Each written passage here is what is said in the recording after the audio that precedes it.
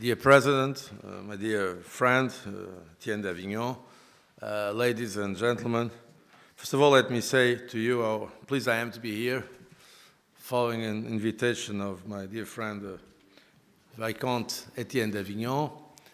As he said, we should follow him, and in many of his initiatives is indeed showing great leadership, and I really thank you for this very important initiative. And it's a pleasure to do it here in the Beaux-Arts, one of the great Brussels and Belgian institutions. In fact, I was telling Etienne d'Avignon that it is today quite difficult to imagine Brussels without the Beaux-Arts. And I very much thank CSR Europe for this invitation. For the first Enterprise 2020 Summit you are organizing here in Brussels.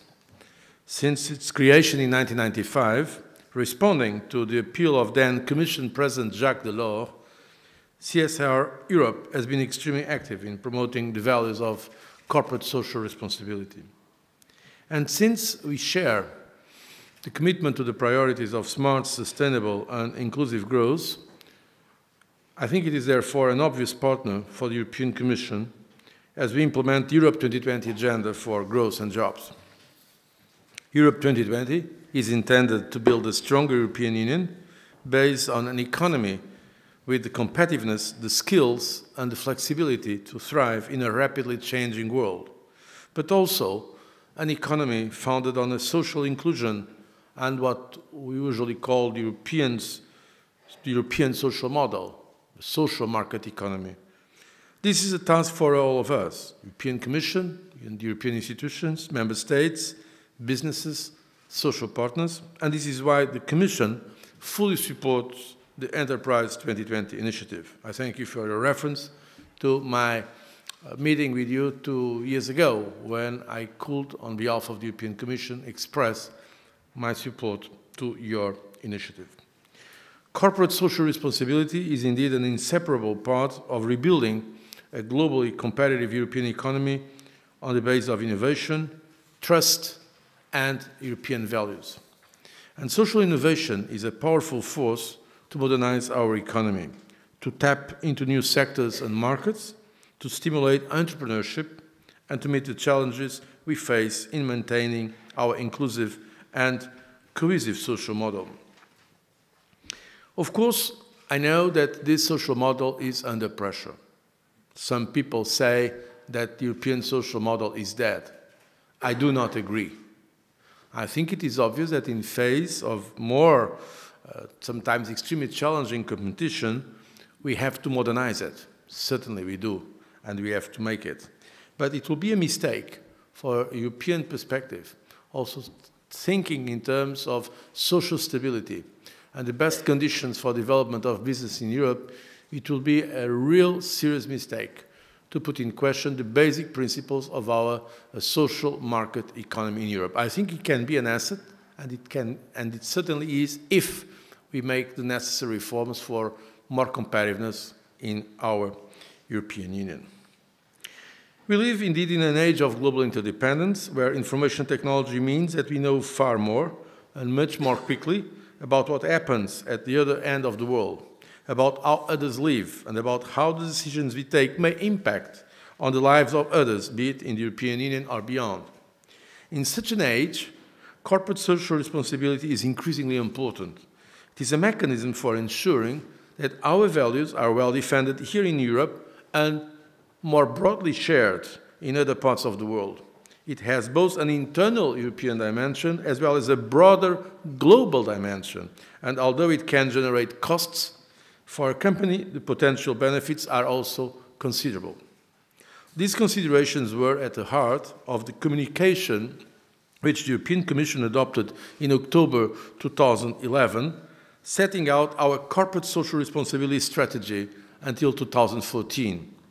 Our approach is based on a light but robust touch, creating a framework for CSR in Europe based on ensuring transparency, providing guidance, and raising awareness. Inside the European Union, we are working on common standards for the provision of information on CSR. For firms operating across the world, we are building on the basis of the UN Guiding principles. And I can tell you that these matters are already today part of our contact with our major partners, including those where, to be frank, the notion of corporate social responsibility does not figure high in their priorities, or it is even not well known.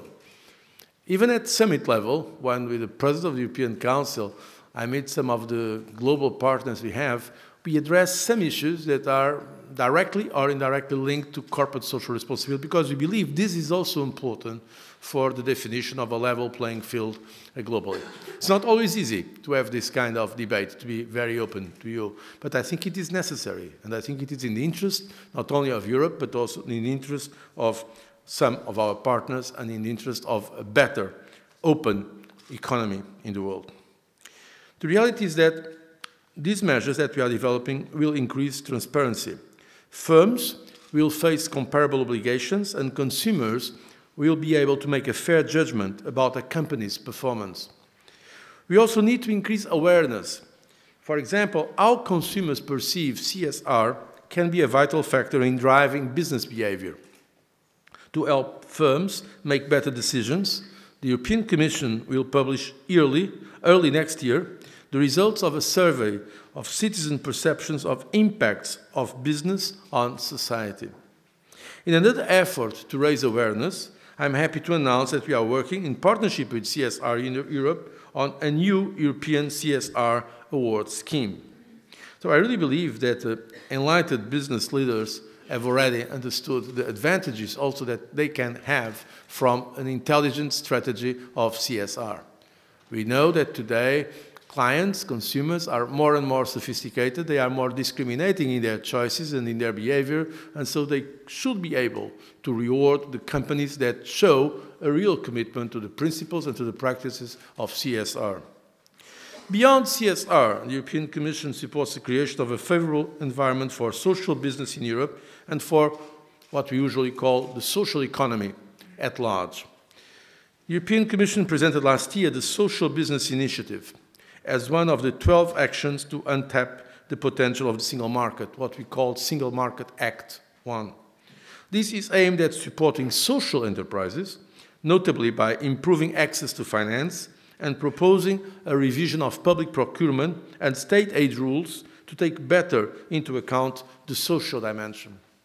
This is also aimed at reducing administrative burdens on small and medium-sized enterprises and setting the conditions for a strong, dynamic social market economy in the medium and long term. Ladies and gentlemen, a responsible approach to business means more sustainable economic growth, and maintaining Europe's social model is a condition of success for our overall Europe 2020 strategy of what we have been calling smart, sustainable, inclusive growth.